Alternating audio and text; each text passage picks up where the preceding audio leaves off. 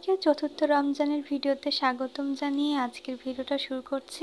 আসসালামু আলাইকুম এভরিওয়ান, কেমন আছেন আপনারা সবাই? আশা করি সবাই অনেক ভালো আছেন। আমরা আল্লাহর রহমতে ভালো আছি। ভাবি মিঠুর জন্য রুটি বানিয়ে রেখেছে, তো সেই রুটিটা এখন দেওয়া হবে মিঠুকে খেতে। আজকে গরুর কলিজা ভুনা করা হবে, সেজন্য পেঁয়াজ মরিচ ভেজে নেওয়া হচ্ছে। তো কলিজাগুলো তো প্রথমে সিদ্ধ করে নেওয়া হয়েছিল, তো তারপরে তো কড়াই দেওয়া হলো। তো এখন কলিজাগুলো ভালো করে কষিয়ে নিতে হবে, তারপরে আলুগুলো দিতে হবে। প্রথমে আম্মু বলেছিল কলিজা ভুনা করবে, কিন্তু পরে বললো যে আম্মু আলু দিয়ে করি, তাহলে বেশি ভালো হবে। তো কলিজাগুলো তো এখনো কষানো হচ্ছে, তো আলুগুলো কেটে রাখা হয়েছে, এই আলুগুলোই কলিজায় দেওয়া হবে। আজকেও দেখে মনে হচ্ছে আম্মু ঝালের পরিমাণটা একটু বেশি দিয়েছে।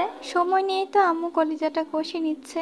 আজকে তো দুপুর 3টা থেকে রান্না শুরু করা হয়েছে। রমজান মাসে দুপুর 3টার পর থেকে যে সময় কিভাবে যায় সেটা বোঝাই যায় না। এদিকে বেগুন ভাজার জন্য বেগুন কেটে রাখা হয়েছে। আজকে আলু দিয়ে ফুলকপি ভাজি করা হবে, তো সব কাটাকুটি তো হয়ে গেছে, এখন শুধু ভাজি করার পালা। সামান্য পরিমাণে পানি দিয়ে আম্মু আর একটু কষিয়ে নিচ্ছে। এদিকে তো কলিজা কষানো হচ্ছে, অন্যদিকে আম্মু বুট ভুনা গরম করে নিচ্ছে। আমাদের বাসায় বুট একেবারে অনেকগুলো সিদ্ধ করে রাখা হয়, যখন রান্না করা হয় তখন অল্প অল্প করে বের করে রান্না করে, যার কারণে রান্নার সময় অনেক সুবিধা হয়। কলিজাগুলো কষানো হয়ে গেছে, এখন দিয়ে দিচ্ছে আলু। এখন আলু দেওয়ার পরে আবার কষাতে হবে। আজকে আলুর পরিমাণটা একটু বেশি দেওয়া হয়েছে, কারণ আমার দুইটা ভাই আলু খেতে অনেক পছন্দ করে, তো তাদের জন্য আসলে আলুটা বেশি করে দেওয়া হয়েছে। রোদ্রাকার যে কোনো সবজির থেকে আলুটা একটু বেশি পছন্দ করে। তারা তো সব রকমের সবজি খেতে চায় না, তো আলুটা যেহেতু ওরা পছন্দ করে, যার কারণে ওদের জন্য একটু বেশি করে আলু দেওয়া হয়। আলু দেওয়ার পরে তো আবারও কষানো হচ্ছে। তো আর একটা চুলায় আম্মু ভাজি করা শুরু করে দিল। পেঁয়াজ মরিচ তো আগে একটু ভেজে নিয়েছে, তারপরে এখন সবজিগুলো দিয়ে দিচ্ছে।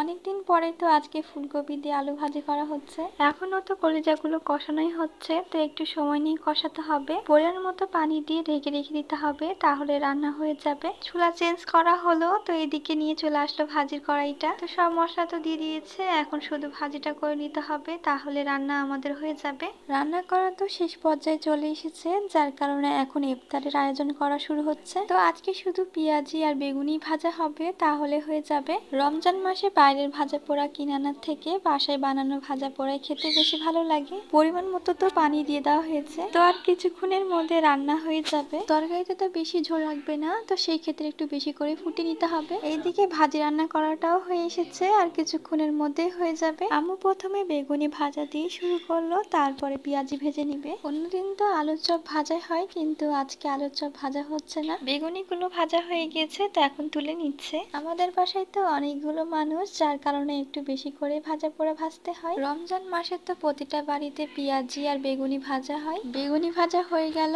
এখন ভেজে নিচ্ছে পেঁয়াজি। আম্মু তো একেবারে অনেকগুলো পেঁয়াজি ভেজে নিচ্ছে। ওইদিকে তো সবকিছু ভাজা হচ্ছে, আর এইদিকে ফলমূল কাটা হচ্ছে। বুট ভিজে রাখা হয়েছিল, তো সঙ্গে আদাও কেটে রাখা হয়েছে। দুইটা একসঙ্গে খেতে বেশি ভালো লাগে। আজকেও ভাইয়া গুড়ের জিলাপি নিয়ে এসেছে। আসলে গুড়ের জিলাপিটা খেতে অনেক ভালো লাগছে, যার কারণে আজকেও নিয়ে এসেছে। তো এইদিকে তো সব কাজ শেষ হয়ে গেছে, এখন শুধু ভাজা পোড়া হলেই হয়ে যাবে। এই কয়টা পেঁয়াজি তুলে নিলেই সবগুলো হয়ে যাবে, আর কোনো ভাজা পোড়া করা লাগবে না।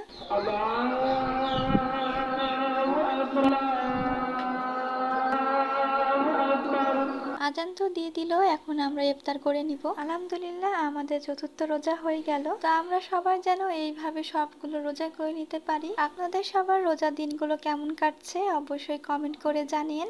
এখন বাজে রাত 10টা, তো মিঠুকে মুক্ত করে দেওয়া হয়েছে। সে তো মুক্তি পেয়ে অনেক আনন্দ পাচ্ছে। মিঠু তো মুক্ত হওয়ার পরে অনেক ওড়াউড়ি করেছে, যার কারণে সে এখন ক্লান্ত হয়ে গেছে। তো ভাবি আর ভাইয়াদের তো মিঠু একটাই, তার একটা মিঠু নেওয়া লাগবে। এখন তো মিঠুকে ছেড়ে রাখা হয়েছে, কিন্তু রোদ্র আকাশ তো নাই, ওরা তো তারাবির নামাজ পড়তে গেছে। তো রোদ্র আকাশ থাকলে ওরা আরো বেশি আনন্দ পেত। রোদ্র আকাশ তো মিঠুকে অনেক ভালোবাসে, ওরা তো অনেক যত্ন নেয়। রোদ্র আকাশে তো মিঠু নেওয়ার জন্য অনেক জেদ করে, তো ওদের জন্য মিঠু একটা নেওয়া লাগবে। আজকের ভিডিওটা এখানে শেষ করছি। সবাই ভালো থাকবেন, সুস্থ থাকবেন, আমাদের সাথে থাকবেন। আর আজকের ভিডিওটা আপনাদের কাছে কেমন লাগলো অবশ্যই লাইক কমেন্ট করে জানাবেন। আল্লাহ হাফেজ।